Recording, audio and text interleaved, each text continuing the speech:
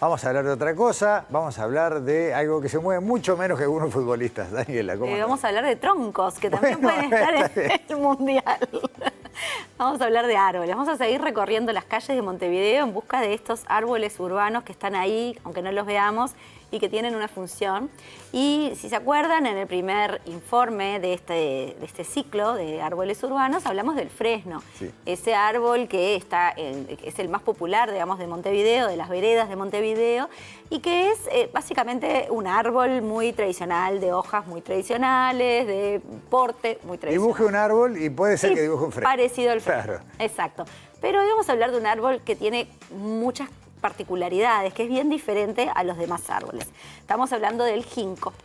Vamos a hablar de él, vamos a hablar de sus particularidades, porque es un árbol que no solamente tiene la característica hoja, que si se acordarán tiene esa forma de abanico, y que al igual que el fresno en otoño se transforma en esa llama amarilla tan bonita, pero tiene particularidades que van más allá de esto. Tiene particularidades sobre su evolución, sobre su nombre, sobre su historia.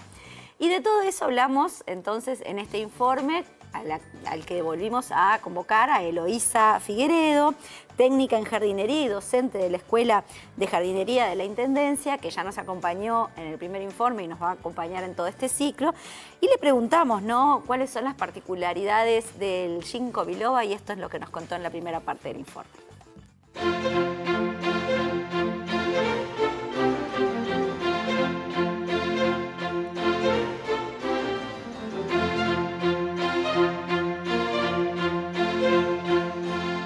Estamos aquí al lado de un grupito de ginkgos en el Jardín Botánico.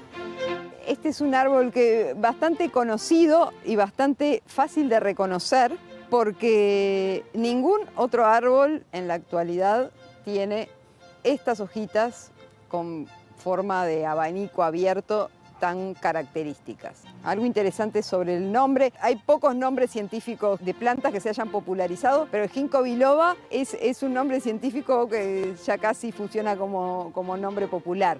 El epíteto, que es la segunda palabrita del nombre, hace alusión a esto.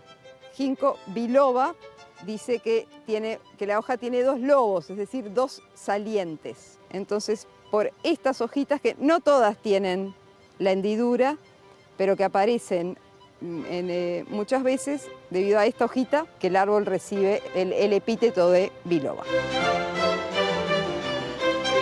Se dice que es un fósil viviente, y lo que se quiere decir es que, si bien todas las especies de su grupo desaparecieron en un periodo geológico de mucho frío, la única especie que sobrevivió, y que sobrevivió en valles de las montañas de China, es el ginkgo biloba.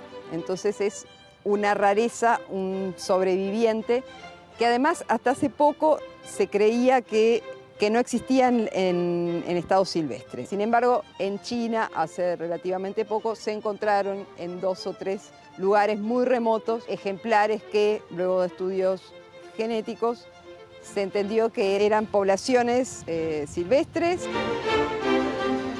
En Montevideo es más un árbol de parque, y se ha plantado mucho en los jardines privados. Es un árbol muy popular entre los jardineros y las jardineras, y no está tan presente en las veredas, aunque sí hay sobre todo una avenida que se identifica enseguida como la avenida de los ginkgos, que es Avenida Sarmiento. Y luego hay otras calles, como Capitán Videla en Parque Valle.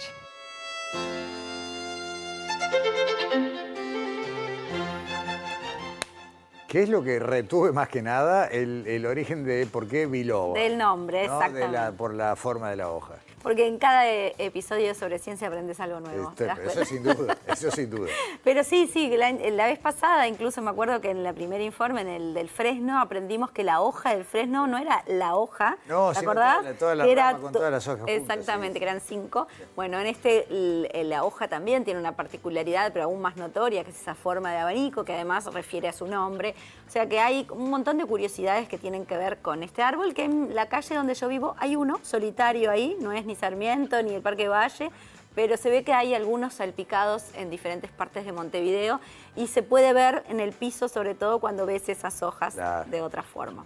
Está bueno. Pero bueno, vamos a seguir hablando del ginkgo y vamos a hablar de la ciencia, ¿no? Detrás de este árbol, más allá de lo que ya Eloísa fue contando, porque le preguntamos cuáles son las características botánicas, por supuesto, pero también las características medicinales, porque es conocido que el ginkgo ha tenido usos medicinales a lo largo de la historia, en esta evolución tan amplia que Eloísa nos fue comentando. Y bueno, y esto es lo que le preguntamos en la segunda parte del informe. Veamos.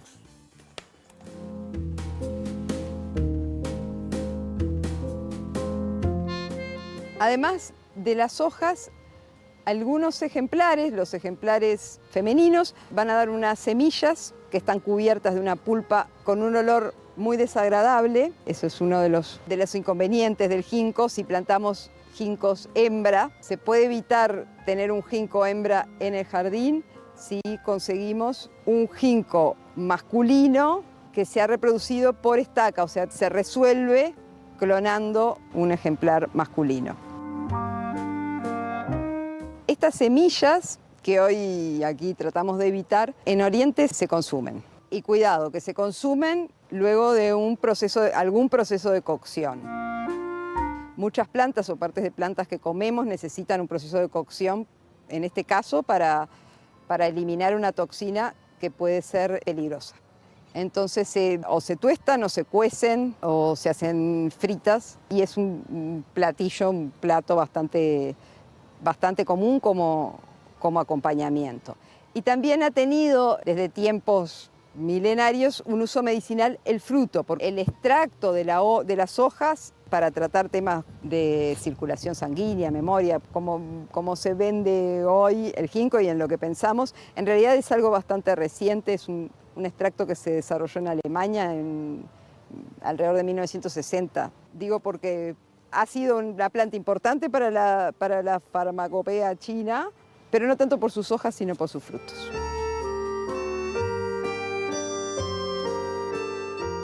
Eso es otra cosa que quedé traumado con el tema de los frutos, porque yo tenía un ginkgo en el patio de casa y no tenía frutos. Ahí, bueno, Eloísa ahí explicó que tiene que ver un poco con el género de la planta también. Pero bueno, como nos fue contando Eloísa, ¿no? Las propiedades, esta historia milenaria, ese origen en China, que tiene esa vinculación con la farmacopea vinculada a la naturaleza, ¿no? O sea, bueno, el ginkgo ha estado presente en diferentes partes de la vida y también en las veredas de la ciudad de Montevideo, como este fósil viviente, como decía Eloísa.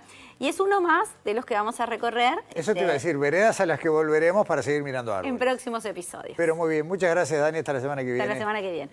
Bueno, pausa en Sobre Ciencia y a la vuelta la entrevista es con Edward Eddy de Robertis, científico nacido en Estados Unidos pero que hizo toda su trayectoria académica aquí en Uruguay. Volvió a Uruguay para dar una serie de charlas y van a ver lo interesante que es abordar la evolución, pero desde un punto de vista biológico molecular. Ya volvemos.